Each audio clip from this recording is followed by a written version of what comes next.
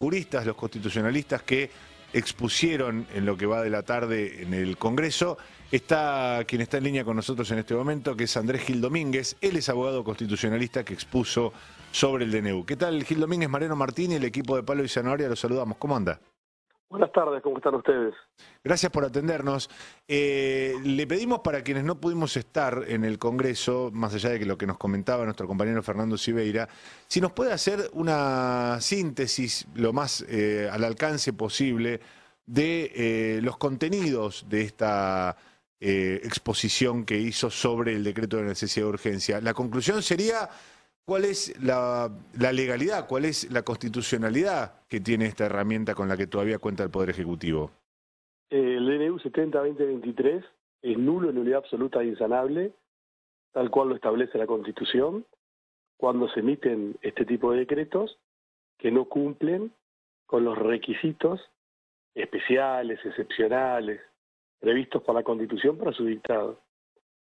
Y el DNU 70-2023 no cumple con el primero, que es se debe dar una situación excepcional, imprevista, inesperada, porque el propio Javier Milei dice que él viene a reparar una situación de emergencia y de decadencia que empezó en el 2003 cuando se terminaron los superávit fiscales gemelos y que se profundizó en los últimos 4 años de Alberto Fernández, con lo cual no es nada inesperado, al contrario, se preparó, hizo una oferta electoral y ganó la elección para superar esta situación.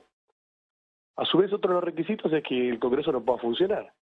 Y el propio Milei, a la semana de dictar este decreto, convocó a sesiones extraordinarias. Y en el marco de una ley de bases, también de 600 artículos, introdujo la ratificación de este decreto por fuera del procedimiento constitucional previsto para su ratificación, con lo cual el Congreso podía funcionar. Y por último, como la jurisprudencia de la Corte Suprema de Justicia tiene dicho en anteriores composiciones y en esta, los decretos de necesidad y urgencia no deben ser utilizados para cambiar normas de manera definitiva, sino tienen que ser utilizados para superar esa situación excepcional, con lo cual tienen que tener una vigencia temporal mientras dure esa situación excepcional. Por ejemplo, cuando el presidente Fernández estableció la doble indemnización por despido sin causa durante la pandemia. Terminó la pandemia, terminó la medida. Ninguna de estos requisitos se cumple, y cuando no se cumple, la Constitución es clara. Un DNU dictado en estas condiciones es nulo, de nulidad absoluta e insanable. Eso es, en síntesis, los argumentos centrales de mi posición de hoy. Ahora, doctor, me interesa mucho este capítulo porque todavía está pendiente de parte del Congreso Nacional validar o derogar este DNU. Y aún así, esto podría tener también como correlato una decisión de la justicia. De hecho, está la Corte Suprema, si algún día decidiera hacerlo. Después podemos discutir cuál es este margen extremadamente laxo que tiene la Corte Suprema para decidir o no sobre todas las cuestiones. Y eventualmente podría llegar a quedar derogado o anulado. En ese caso, si tanto sea vía Congreso o vía la justicia, se terminara anulando este DNU, ¿qué pasa con los efectos? ¿Qué pasa con los actos jurídicos emanados de ese decreto durante su vigencia? La consecuencia de la nulidad absoluta e insanable es que un acto se considera como que nunca ha existido. Entonces no puede generar derechos adquiridos a terceros, ni puede generar relaciones jurídicas a partir de su aplicación. Ahora, y de los que le pregunto antes de avanzar sobre la materia más legalista, de los efectos que hemos podido ir viendo en estos últimos tiempos, los avances que ha producido el gobierno sobre algunas empresas públicas, ¿qué cree usted que podría revertirse inmediatamente? Hay algunas cuestiones que, por supuesto, me imagino yo que desplazamientos del Estado, despidos y demás va a ser muy difícil, pero ¿qué podría volver atrás inmediatamente a partir de la declaración de nulidad? Y, por ejemplo, la obligación de transformar todas las empresas del Estado en sociedades anónimas. Por ejemplo, la regulación de las obras sociales. Claro. Por ejemplo, la derogación de la ley de alquileres. La ley de alquileres. Claro, pero ¿qué pasaría con los contratos que se sustanciaron en el mientras tanto? Quiero decir, si los particulares no se ponen de acuerdo, el damnificado por la aplicación de una norma que se declara nula tendrá que hacer su presentación y sobre esta base hacer el reclamo frente al otro particular. Es decir, que esto, social. Gil Domínguez, esto que surge de la iniciativa de la cabeza de Federico Sturzenegger y de un sector del gobierno, de estudios de abogados muy importantes, con el alegado propósito, vamos a decirle así, esto corre por cuenta mía, de desburocratizar la Argentina, hacerla más moderna, darle más libertades a las personas, podría terminar en una gigantesca oleada de juicios por daños y perjuicios, digo, en una litigiosidad inmensa producto del defecto de origen que tiene este decreto. Y sí, porque, reitero, cuando se dicta un DNU y no se cumple con los condicionamientos de habilitación, el efecto es que es nulo en nulidad absoluta, como si nunca hubiera existido. Y una norma que nunca existió no genera derechos adquiridos. Con lo cual, si en este tiempo hubo una celebración de un contrato de alquiler, el inquilino podrá primero tener una negociación con el propietario para decir, bueno, volvamos a la ley anterior. Y si no, y si el propietario quiere seguir aplicándolo, sobre la base de un decreto declarado nulo, se hará un planteo judicial a ver quién le da la razón. Va a tener toda la de ganar el inquilino. Gil Domínguez, ¿qué tal? Fernando Siveira, buenas tardes. ¿Cómo te va? Si mal no recuerdo, usted presentó también un recurso judicial contra este decreto, ¿no? Y bueno, hay varios ya presentados, hay varios en la Corte Suprema. Si no me falla la memoria, tampoco creo que ningún especialista habló a favor de la legalidad de este DNU. Hay una unanimidad de opiniones en contra. ¿Por qué la Corte demora algún tipo de respuesta o fallo respecto a este DNU y deja pasar el tiempo? ¿Usted qué opina sobre esa demora? Primero que voy a preguntarle a la Corte por qué hace esto. Ahora, mi interpretación es que la Corte siempre se ha sentido cómoda con una estrategia que nosotros la llamamos la cronoterapia, porque así la llamó Fight, que es dejar que pase el tiempo, que las cosas se acomoden políticamente y no dictar un fallo que genere políticamente un ganador, un perdedor. Y que cuando ese fallo se dicte, este esté diluido. Salvo en el gobierno de Alberto Fernández, que la Corte intervino para declarar la inconstitucionalidad de la prohibición de clases presenciales y para dictar una medida cautelar, haciendo lugar al pedido del gobierno de la Ciudad de Buenos Aires respecto de fondos sustraídos por el Estado Nacional. Desde ese punto de vista fue la primera vez que la Corte no aplicó la cronoterapia. Y no la aplica tampoco cuando están en juego los intereses corporativos del Poder Judicial. Ahí son rapidísimos. Claro. Pero bueno, están en esa estrategia. Claro. Es como cuando un equipo juega siempre 4-4-2 y no quiere salir de ahí. Claro. A mí me parece que en estos tiempos, lo que estamos viviendo, lo que se está percibiendo, no es una estrategia razonable. Porque si esto lleva a niveles mayores de contento social, se la va a llegar puesta a la Corte. Hoy escuché, habló, bueno, algún que participó de la reforma constitucional de 94, como Antonio María Hernández, bueno, algunos explicando sobre cómo la lógica del DNU, que un poco usted nos explicaba antes, porque hay oficialistas y algunos aliados que dicen, bueno, Alberto Fernández dictó un montón de DNU y el Congreso nunca se preocupó de debatirlos ni de discutirlos, pero yo entiendo que esto que hizo Milei a pocos días, Milei o no sabemos quién lo escribió a pocos días de su mandato, es diferente a todos los decretos que existen hasta ahora, ¿no?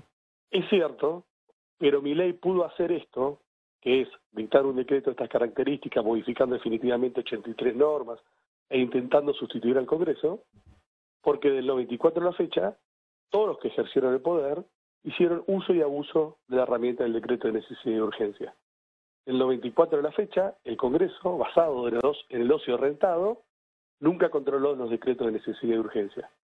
Del 94 a la fecha, la justicia dictó muy pocos fallos controlando las condiciones de habilitación de los decretos de necesidad y urgencia y sin impacto político. Y porque en el 2006 se dictó una ley, la 26.122, que de manera inconstitucional permite que, si una sola Cámara lo aprueba, a un DNU quede aprobado y que aunque ambas cámaras lo rechacen, los derechos adquiridos quedan vigentes. Esa práctica anómica de viveza criolla, de siempre decir, ¿para qué voy a tocar esto si el día que yo gane quiero tener esta herramienta?, cae en manos de un personaje de las características de Milei, que te lo lleva al paroxismo, que tiene rasgos políticamente de psicótico, y tenés esto. La democracia en peligro. Pero cuidado, porque no vamos a creer que esto es porque Milei apareció ahora. Milei apareció y ganó una elección por las deudas de la clase política, y que con este instrumento lo que hizo es tomar toda esta práctica y llevarla al paroxismo, pero no que la inventó Milei. Y acá tiene que haber una gran autocrítica, porque si no la hay va a volver a pasar. Porque si no, dentro de 4 años va a ganar otro y va a ser lo mismo que Milei, con un decreto de necesidad de urgencia para cualquier otro lado. Entonces, me parece que si esto no es un punto de partida para pensar una Argentina distinta de la separación de poderes en la República, no vamos a aprender absolutamente nada. El Domínguez, buenas tardes. Giselle Tepert, saluda.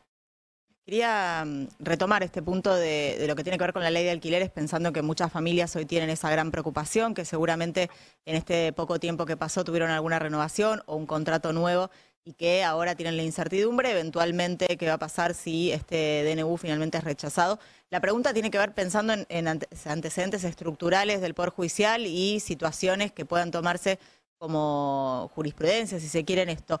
¿Cuáles son los tiempos reales de ese tipo de situaciones si no hay acuerdo entre privados con un daño que ha generado el propio Estado, en realidad liberando absolutamente lo que tiene que ver con el acuerdo para garantizar un derecho, que es el derecho a la vivienda? Digo, esas familias que si mañana se cayera este DNU, ¿cuáles son los tiempos reales para recomponer lo que es la posibilidad de alquilar o llegar a un acuerdo judicial? Y eso depende del fuero donde toque y dentro del fuero el juez. Porque como el Poder Judicial no tiene estadísticas, ni federales, ni nacionales, ni provinciales, como no tenemos una mirada estructural y sincrónica de cómo funciona, no te puedo dar una respuesta objetiva. La respuesta es, y depende del fuero que te toque, en qué provincia te toca y qué juez o jueza te toca. Es decir, que pueden estar indefinidamente o... No, indefinidamente nadie está en la justicia cuando se da este tipo de litigio entre privados. Definitivamente no está nadie. Pero decir, mirá, hay una métrica con datos objetivos, mensurados por una inteligencia artificial, en donde te dicen que el promedio de procesos de estas características a nivel nacional de tantos meses no existe. Estamos en comunicación telefónica con Andrés Gil Domínguez, abogado constitucionalista, y quiero cerrar esta nota con, quiero hacer un subrayado, doctor, porque esto corre también por cuenta mía. Gil Domínguez es un abogado muy respetado, muy reconocido en todos los ámbitos, tanto por el oficialismo, la oposición y, por supuesto, dentro del ámbito de los tribunales. Y haberlo escuchado hace unos minutos decir, la Corte parece jugar con esta idea de la cronoterapia, pero el descontento social se la puede llevar puesta a la Corte. A mí la verdad que me dejó por un momento descolocado. Le digo por qué, porque básicamente uno asume que dentro de la Corte hoy hay, lo que más importa son las intrigas palaciegas en cuanto a las nominaciones que ha mandado el gobierno nacional, así Horacio Rosati podrá seguir cuerpeando a Lorenzetti y evitando un cambio en la estructura de poder interna. Pero pareciera que no existe dentro de la Corte Suprema y el ecosistema que la rodea esta percepción del riesgo de que la sociedad está llegando a un cierto nivel de hartazgo. ¿Usted como parte de este ecosistema de la justicia siente que puede ser así? Sí, lo lamento por ellos. Porque lo que está generando este DNU no son derechos adquiridos, son daños adquiridos. Porque mientras está discutiendo en la Corte cuestiones de poder, hay personas que no pueden acceder a una obra social prepaga. Hay personas que no pueden acceder a la vivienda. Hay personas que lucharon por nosotros en las Islas Malvinas, que ven cómo entregan la ley de tierras.